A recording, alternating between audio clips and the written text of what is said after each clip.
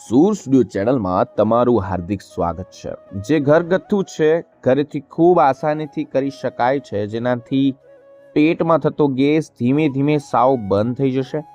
પેટમાં ગેસ થાય એટલે ઘણી વખત એવું થાય કે પેટમાં દુખાવો થવા લાગે, પેટમાં ગોટા ચડતા હોય, એવું લાગે કે ઘણા લોકોને પેટમાં ચૂક આવતી હોય, એવું લાગે પેટમાં અસંખ્ય દર્દનો અહેસાસ થાય, અથવા ઘણા લોકોને છાતીમાં દુખાવો થવા લાગે। પેટમાં જ્યારે અતિશય વધારે ગેસ બને ત્યારે દેશી ભાષામાં એમ કહેવામાં આવે છે કે ગેસ છે, એ અવળો અવળો ગેસ થયો છે એમ કહેવામાં આવે છે। એટલે કે ગેસ છે મિત્રો, પેટમાં થતો ગેસ, જે પેટમાં ગેસની સમસ્યા થાય છે, પાચન સિસ્ટમની એક ખરાબી, અને એને લીધે પેટમાં થતી સમસ્યા એટલે પેટમાં થતો ગેસ। મોટા ભાગના લોકો આધુનિક જીવનશૈલીમાં જે આવેલો બદલાવને કારણે આ સમસ્યાથી પીડાઈ રહ્યા છે, અને આ સમસ્યાને આયુર્વેદિક ઉપચાર એટલે કે ઘરગથ્થુ અને દેશી ઉપચારથી દૂર કરવાના હોય તો બે સરસ મજાના પ્રયોગ કહું છું, બતાવું છું કે જેનાથી પેટમાં થતો ગેસ સાવ બંધ થઈ જાય ધીમે ધીમે। અને એક ખાસ મહત્વનું, ઘણા લોકોને પેટમાં ગેસ હોય તો એને ઓડકાર વધારે આવતા હોય, મતલબ કે જે હવા છે એ મોં વડે બહાર વધારે નીકળતી હોય। જે ગેસ થતો હોય તો જે ઓડકાર આવવાની સમસ્યા હોય એના માટેનો એક સ્પેશિયલ ઉપચાર છે। બંને ઉપચાર છે આખા શરીરમાં જ્યારે ફેલાતો હોય, એવું લાગે કે ત્યારે આખા શરીરમાં ગમે ત્યારે દુખાવો થઈ શકે। એક પ્રકારનો વાયુ છે, ગેસ છે એક પ્રકારનો વાયુ છે, અને વાયુ શરીરની અંદર ગમે ત્યાં દુખાવો કરી શકે છે।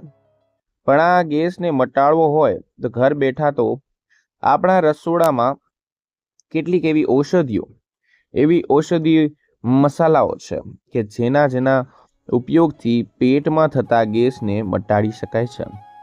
એની પહેલા આપણે થોડીક તકેદારી અને થોડુંક આપણી જે જીવનશૈલીની સાથે સાથે જે ભોજન લેવાની શૈલી છે તેમાં થોડોક બદલાવ લાવવામાં આવે તો ગેસને ખૂબ આસાનીથી મટાડી શકાય છે।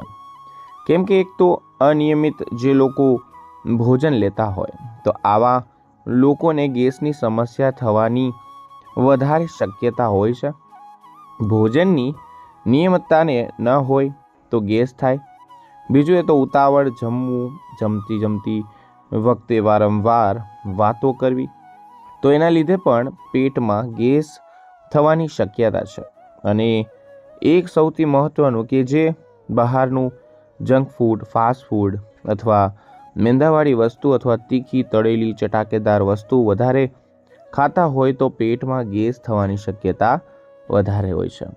એ સિવાય જે લોકો કોલ્ડ ડ્રિંકના શોખીન છે, ઘણા લોકો જમવાની સાથે સાથે કોલ્ડ ડ્રિંક પીતા હોય, તો ઘણા લોકો ભોજન લીધા પછી તરત ઠંડા પીણા પીવાના શોખીન હોય, તો આના લીધે પણ પેટમાં ગેસ થાય છે। અને એક સૌથી મહત્વનું કે ભોજન લીધા પછી તરત જે લોકો આરામ કરવાના શોખીન હોય છે, અથવા જે લોકો સૂઈ જતા હોય તો પણ ગેસ થવાની પૂરી શક્યતા રહેલી છે। ઘણા લોકો ભોજન લીધા પછી તરત ઠંડા પીણા પીતા હોય, તો મિત્રો જે સોડા અને જે બિયર જેવા કાર્બોહાઈડ્રેટ પીણા છે જેનાથી પેટમાં ગેસ ખૂબ ઝડપથી થઈ શકે, અને આવી જે ટેવ હોય છે, જે દૈનિક ટેવ હોય છે, જે નિયમિત ટેવ હોય છે, એના લીધે પેટમાં ગેસ હોય છે, એ કાયમી ઘર કરી જતો હોય છે। પણ આ ગેસને મટાડવા માટે મિત્રો જે દેશી પ્રયોગ છે, જે દેશી ઉપચાર, આપણે ઉપચાર ઉપર જઈએ તો ખૂબ જ આસાનીથી ગેસને મટાડી શકાય છે। એમાંનો પહેલો પ્રયોગ બતાવું કે જે કરેલો પ્રયોગ, જે અનુભવ સિદ્ધાંત છે, જેનાથી ગેસના મોટા ભાગના લોકોને ગેસમાં હકારાત્મક એટલે કે પોઝિટિવ પરિણામ જ મળે છે, અને એ પ્રયોગ છે અજમાનો।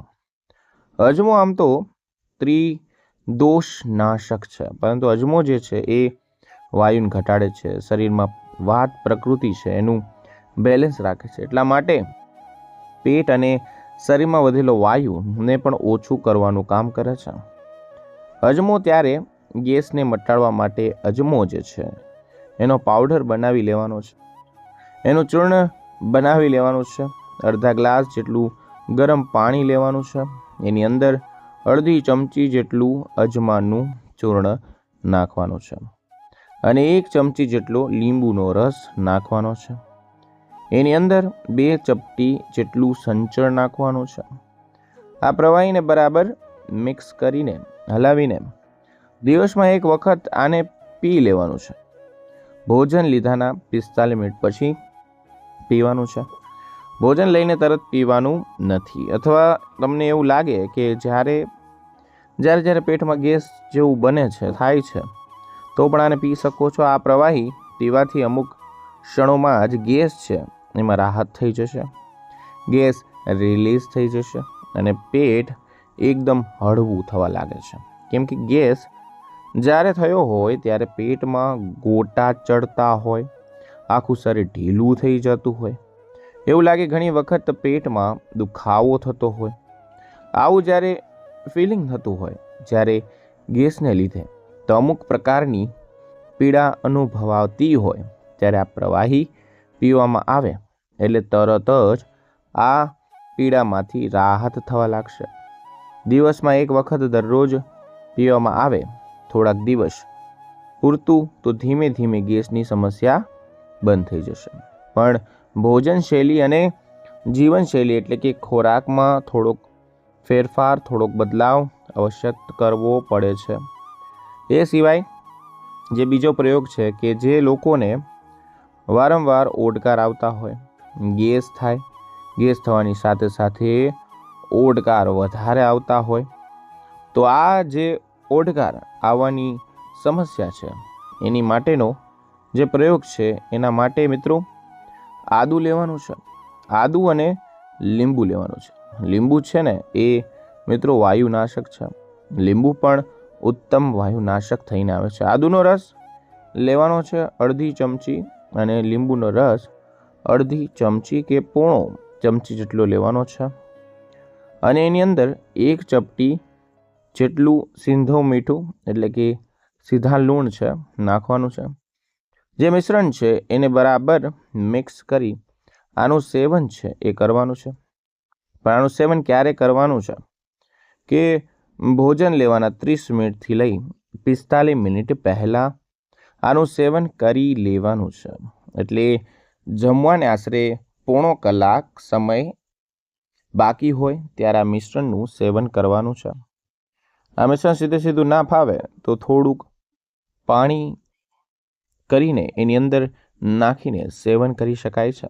આ બંને પ્રયોગ એવા છે કે આપણા શરીરની અંદર વાયુ પ્રકૃતિનું જે બેલેન્સ રાખવાની સાથે સાથે જે પાચન સિસ્ટમ છે, બગડેલી પાચન સિસ્ટમ હોય છે જેને કારણે ગેસ થતો હોય, તો પાચન સિસ્ટમ સુધારે છે અને જેને લીધે અપચા જેવી સમસ્યામાંથી મુક્તિ અપાવે છે અને ભોજનનું જે બરાબર પાચન થવા લાગે છે અને બરાબર ભોજન પાચન થઈ જશે એટલે પેટમાં ગેસની સમસ્યા વારંવાર થતી હશે એ ધીમે ધીમે ઓછી થઈ જશે.